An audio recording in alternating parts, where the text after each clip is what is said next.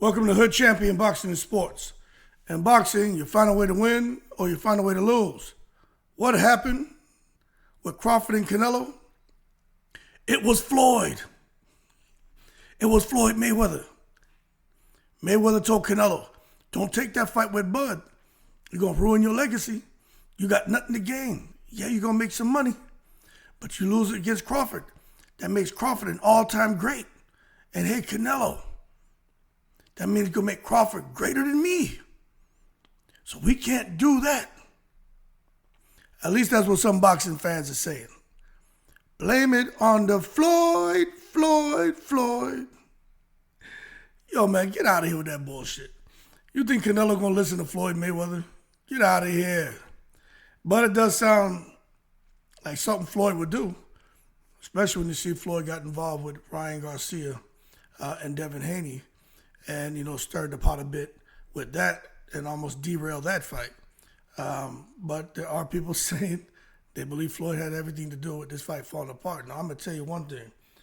Turki Alalshikh isn't getting involved with no Floyd Mayweather. You listen to Turki Alalshikh talk, he has nothing good to say about Floyd. Really has nothing to say about him. But he definitely doesn't rank Floyd or rate Floyd as a great fighter. He feels that Floyd was just about money, could have fought some better competition. Matter of fact, let me say this the correct way. He doesn't see Floyd as better than guys like Muhammad Ali, and doesn't see him as the best ever. Okay, I'm not gonna say he doesn't give him credit as an outstanding fighter. I just think with Turki Alalshikh, his morals and principles preclude him from looking at Floyd as anything other than a guy who is his sole focus and purpose in life has become money. And Turki Alalshikh doesn't respect that. So I could not see Floyd somehow sitting shoulder to shoulder and having a healthy dialogue about establishing planning factors for fights. I just don't see it. Turki Alalshikh doesn't need Floyd's help, period. Okay, so let's set that aside. Now, this thing about Canelo and Crawford. Look, the reality is this. Crawford always has a plan B. Canelo too.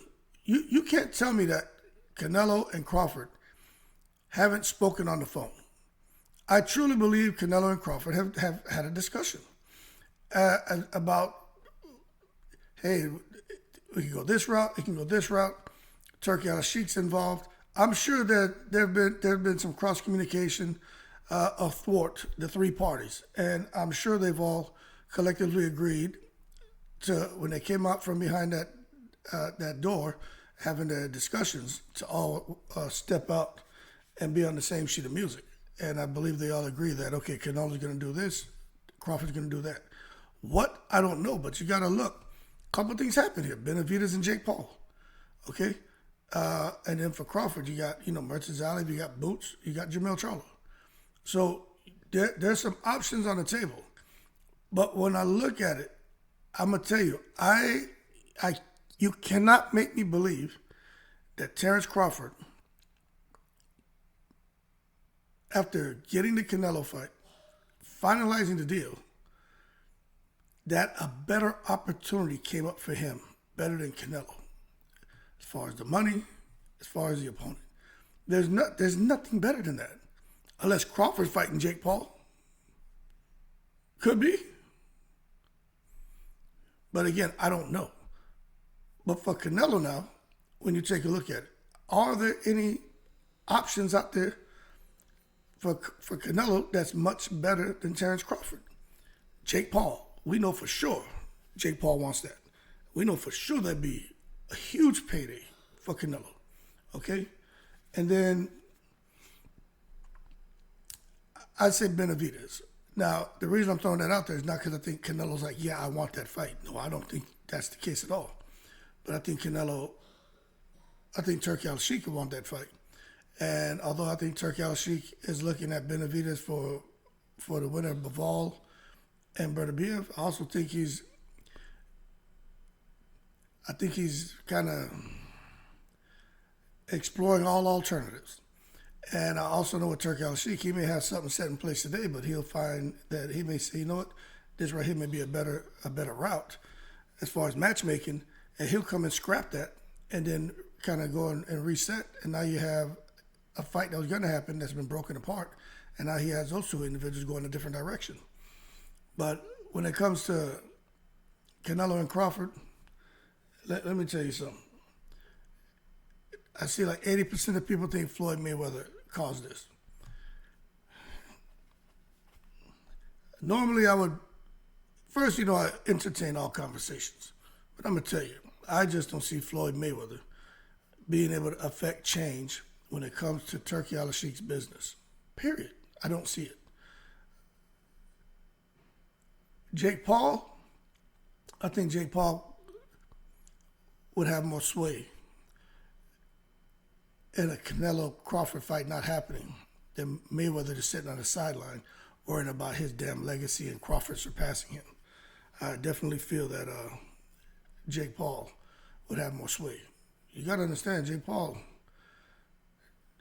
whether you like it or not, Jake Paul's name matters, whether you like it or not. Because when you hear Jake Paul, you know there's a certain dollar amount attached to that. And Jake Paul against Canelo, especially if Turki Alalshikh's involved, that could be huge. It could be huge. Plus, you got to understand, I keep talking about Donald Trump, people think I'll be joking. Like, I think it's a stretch, but Donald Trump, Riyadh season representative, Dana White, UFC, all together. All of a sudden, Donald Trump, Sovereign Wealth Fund, now he's putting something together in the United States. He comes and he praises Saudi Arabia for what they've done with their Sovereign Wealth Fund. Then Jake Paul and Logan Paul and all those guys, the Donald Trump supporters, hanging out with Donald Trump.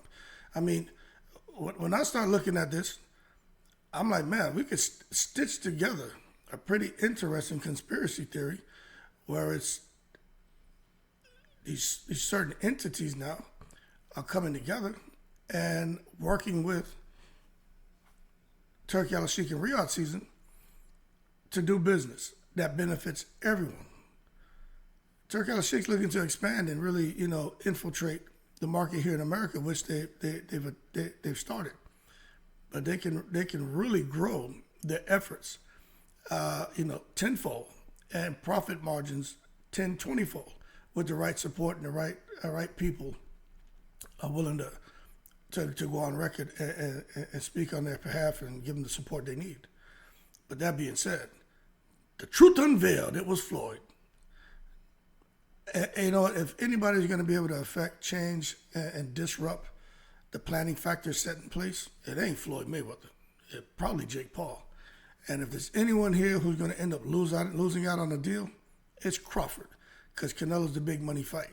But believe you me, Crawford has a plan B in place, and I do believe there was some kind of cross-communication between all parties involved, and I think they all stepped out on the same sheet of music in agreement.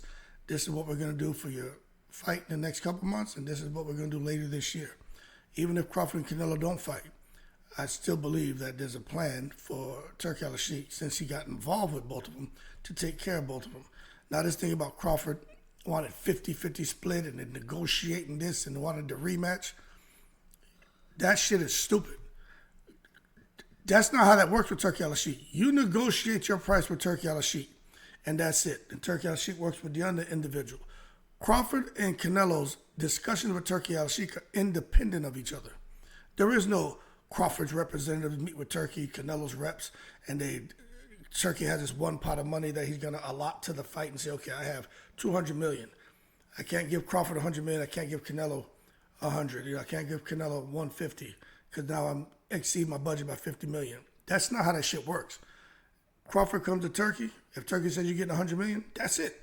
That shit has nothing to do with Canelo. If Canelo can negotiate $200 million, that's that. So there's $300 million Turki Alalshikh is going to fork out to make the fight happen as far as the purses for those two fighters. Crawford and Canelo and their likes and desires and 50-50 splits, that's all bullshit. Y'all keep cool. Shout out to the veterans, all 7 continents. In the breeze.